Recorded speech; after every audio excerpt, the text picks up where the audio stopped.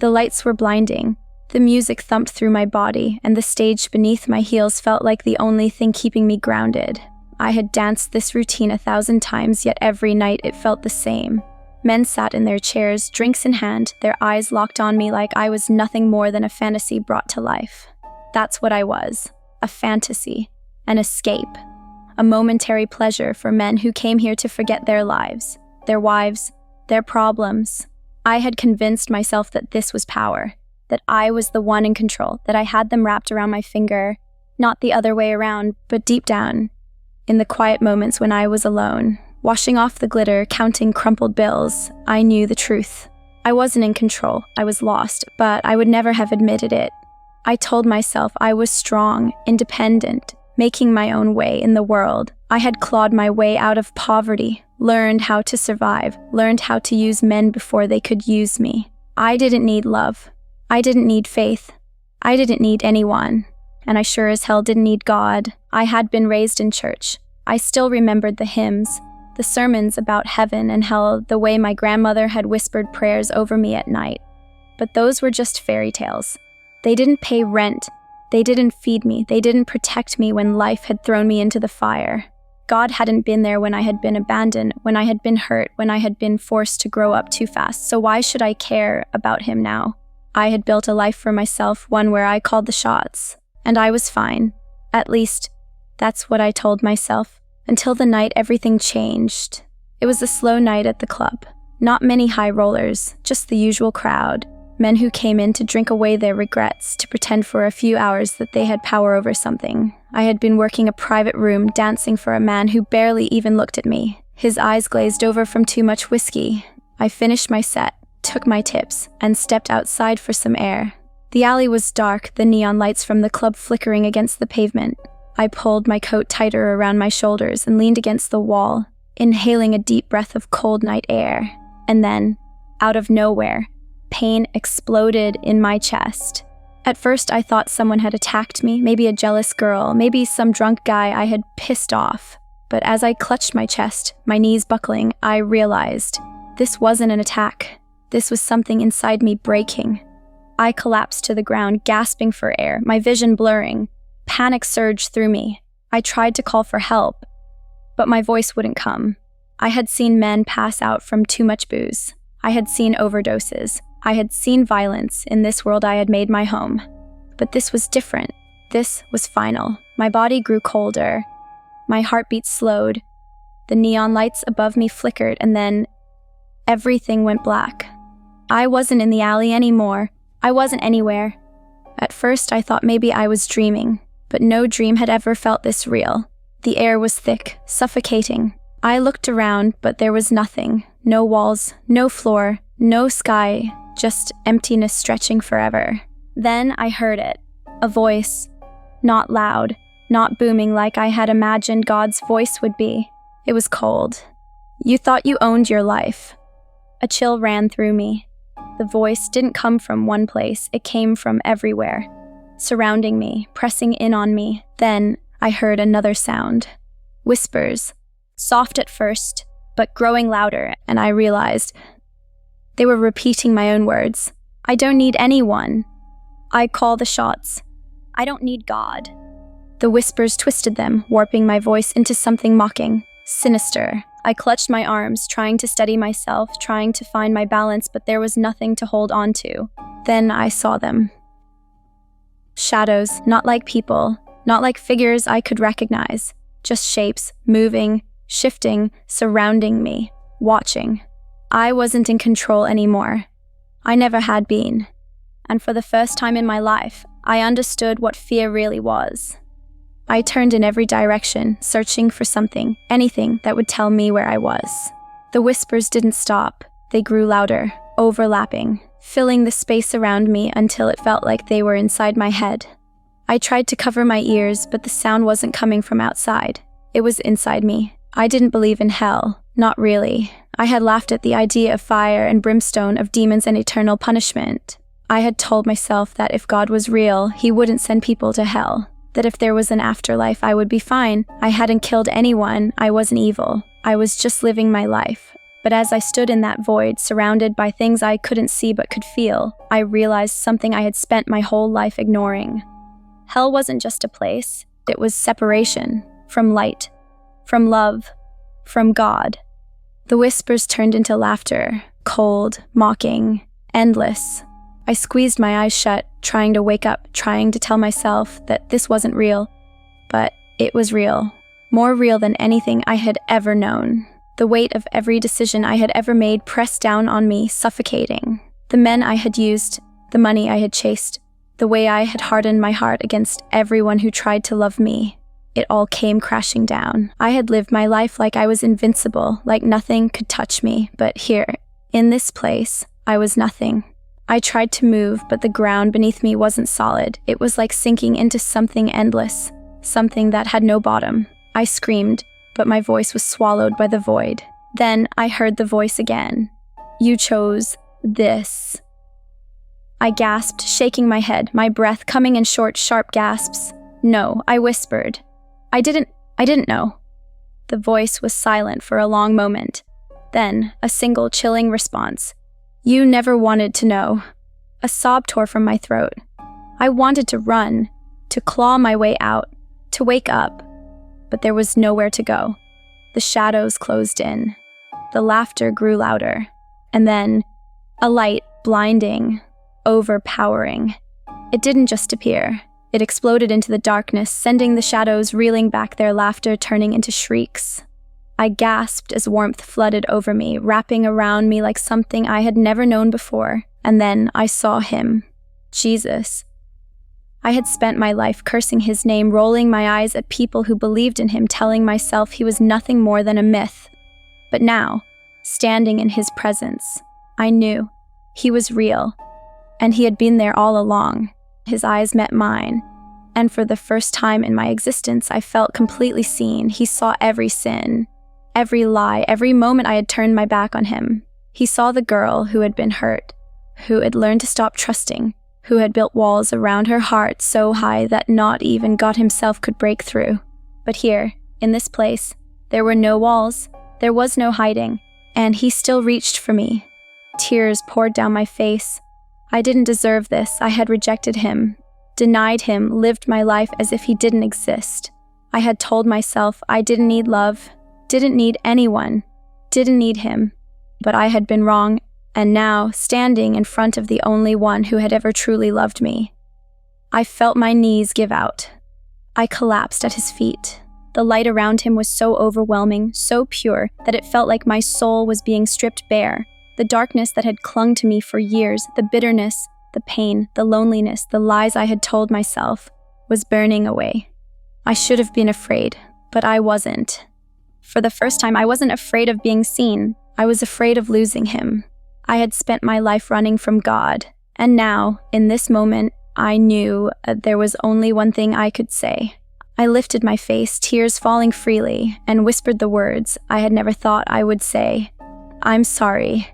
Jesus didn't speak, but I felt his answer in my soul. Come home. And in that moment, everything changed. The moment I spoke those words, the weight I had carried my entire life broke.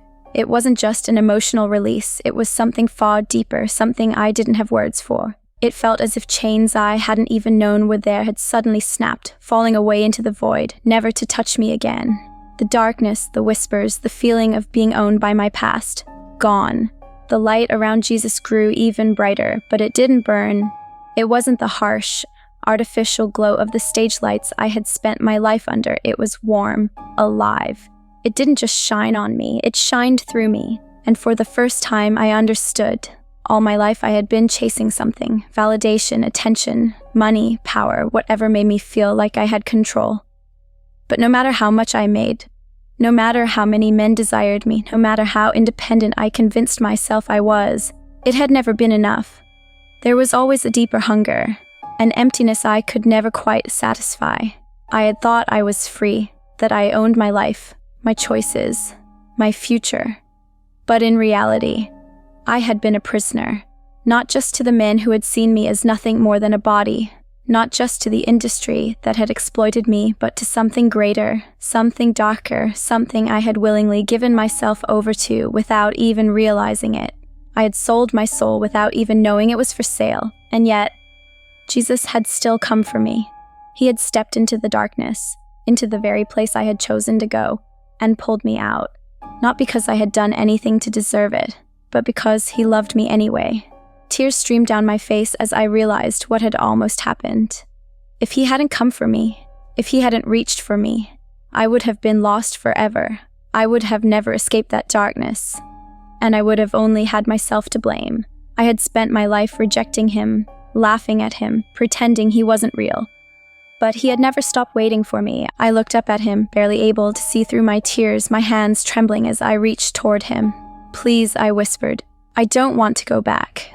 Jesus didn't answer with words, but I felt the answer in my soul. His light wrapped around me, filling every part of me that had been empty for so long. The broken girl I had been, the one who had learned how to survive, how to manipulate, how to use people before they could use her, she was gone. And something new was being born in her place. I gasped as I felt myself being lifted, the sensation unlike anything I had ever known. The void, the shadows, the whispers, they disappeared completely. And then, everything faded. I woke up to the sound of beeping. Fluorescent hospital lights burned overhead, my vision blurring as I tried to focus. My body ached, my chest tight, like I had just been pulled from the edge of something final, and maybe I had. I blinked, adjusting to the light, trying to remember where I was. Then I heard crying. I turned my head slowly, my heart squeezing at the sight of the woman sitting beside my bed, gripping my hand so tightly her knuckles had gone white. My mother. Her head was bowed, her shoulders shaking. She was praying. She had always prayed for me, even when I had walked away from everything she had ever taught me, even when I had cursed her faith, mocked her belief in a God I thought was a lie. And yet here she was. I swallowed hard, my throat dry. "Mom!" Her head shot up, her eyes wide, her mouth parting in a silent gasp before she let out a sob. "Oh, baby," she choked out, throwing herself against me, holding me so tight I could barely breathe. I should have felt embarrassed. I should have pulled away, made a sarcastic comment, rolled my eyes like I always did. But I didn't. For the first time in my life, I let her love me. For the first time, I understood the love she had been trying to give me all along, and I broke down, sobbing into her arms, holding on to her as tightly as she was holding on to me, because I had been so close to never seeing her again. That night, I lay awake in my hospital bed, staring at the ceiling. I had died. I had been seconds away from hell, and Jesus had saved me.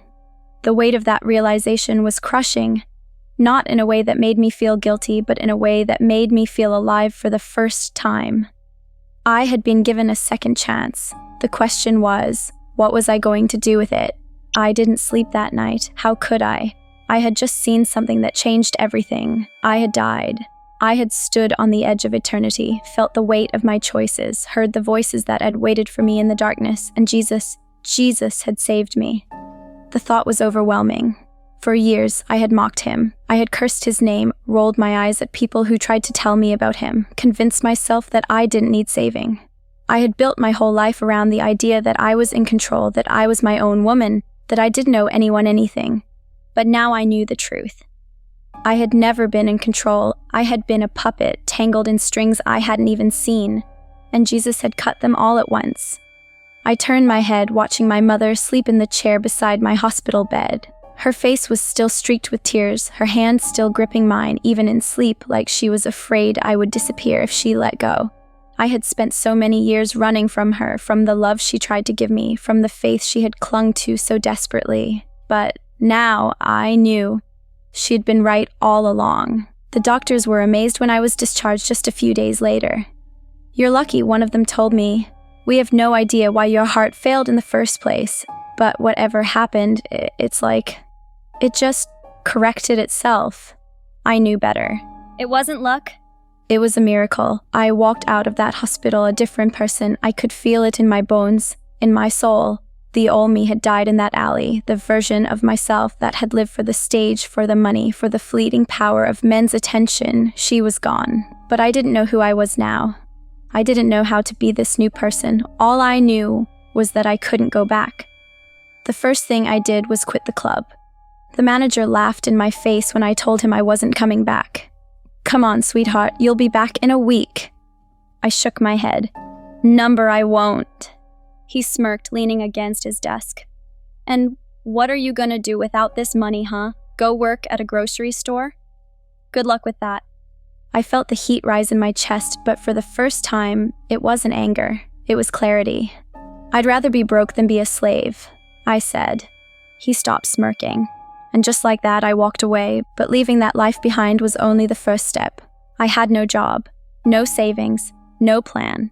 I had spent my whole adult life making money the easy way, surviving off of tips, convincing myself that I was in control of my own body, my own power. Now, for the first time, I had nothing, except for Jesus, and somehow, that was enough. I moved back home with my mother. It was awkward at first. We had spent so many years on opposite sides of the world, spiritually and emotionally, that neither of us knew how to talk to each other. But she never pushed. She never demanded that I change overnight. She just loved me. And for the first time, I let her. I started going to church again. At first, I thought the building would collapse the moment I stepped inside. I felt unworthy. I felt like everyone around me could see what I had done, could hear the things I had said about God, could somehow know the life I had lived. But no one looked at me with judgment. Only love.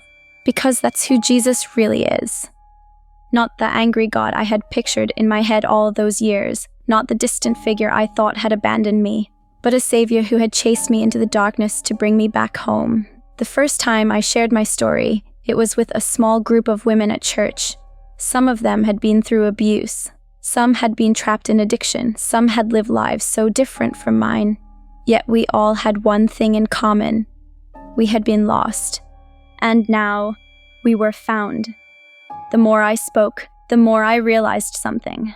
I wasn't ashamed anymore. I wasn't afraid of my past. Because my past was proof of what Jesus could do, and there were so many women still trapped in the same life I had been in.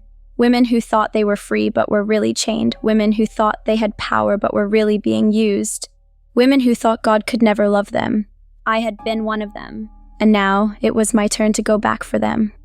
It started small. Quiet conversations with girls I had once worked with. They thought I was crazy. They laughed at me. Some rolled their eyes. Some walked away. But some stayed. Some listened. And I saw it in their faces. The same fear I had felt. The same realization that maybe, just maybe, they had been wrong. And that's when I knew. This was my new mission.